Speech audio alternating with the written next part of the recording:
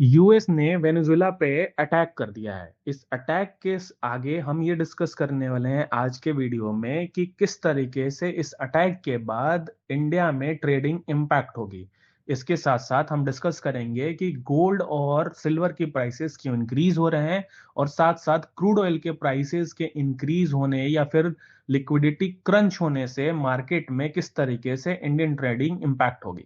तो चलिए स्टार्ट करते हैं। देखिए, सबसे पहले ये समझना जरूरी है कि एग्जैक्टली हुआ क्या है। यूनाइटेड स्टेट्स ने वेनेजुएला पर एक लार्ज स्केल मिलिट्री स्ट्राइक किया। इसके ऑफिशियल अनाउंसमेंट डोनाल्ड ट्रंप ने खुद अपने सोशल मीडिया के थ्रू की। रिपोर्ट्स के मुताबिक वेनेजुएला प्रेसिडेंट निकोलस मुद्रो को कैप्चर करके कंट्री से बाहर ले जाया गया। ये सिर्फ एक डिप्लोमेटिक इशू नहीं, ये एक डायरेक्ट जियो पॉलिटिकल इंटरवेंशन है। अब सवाल उठता यह है कि वेनेजुएला को कोई बड़ी इकोनॉमी नहीं है, फिर मार्केट्स को फर्क क्यों पड़ रहा है। देखो, मार्केट जीडीपी साइज नहीं देखती, मार्केट स्ट्रैटेजिक इंपॉर्टेंस देखती है। और वेनेजुएला के पास दुनिया के सबसे बड़े proven oil crude oil reserves हैं।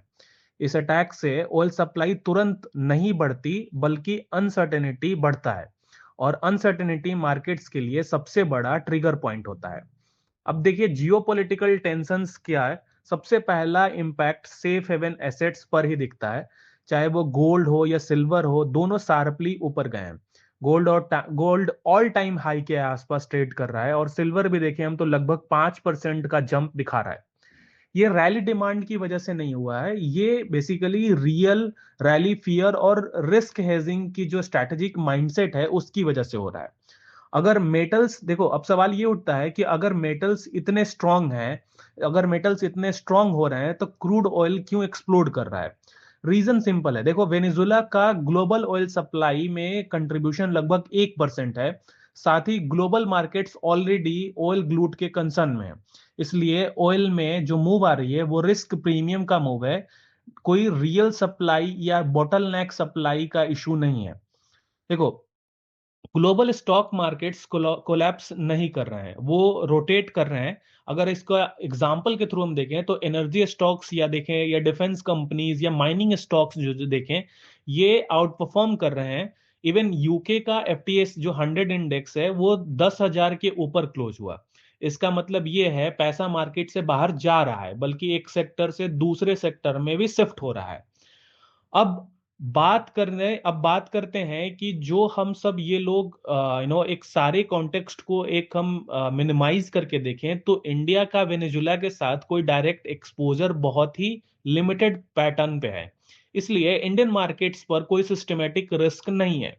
हाँ, अगर क्रूड ऑयल थोड़ा महंगा होता है तो ऑयल कंपनीज पर शॉर्ट टर्म प्रेशर हो सकता है, लेकिन ओवरऑल इंडियन मार्केट स्टेबल रहने की संभावना है। ट्रेडिंग पर्सपेक्टिव से ये फेज थोड़ा सा कॉशियस रहने का है। वोलेटिलिटी बढ़ेंगी, गोल्ड और सिल्वर शॉर्ट टर्म में आउट परफॉर्मेंस कर सकते हैं। क्रूड ऑयल ज्यादा रेंज बाउंड रहने की पॉसिबिलिटी है। इस टाइम एग्रेसिव लेवरेज लेने के बजाय रिस्क मैनेजमेंट सबसे ज्यादा इंपॉर्टेंट है। अगर हम इसको कंक्लूड करें, ये जो इवेंट है ये बेसिकली एक systematic event driven geopolitical shock है, कोई ग्लोबल फाइनेंशियल क्राइसिस नहीं है। Safe haven assets temporally outperform करेंगे, इंडिया कंपैरेटिवली इंसुलेटेड रहेगा।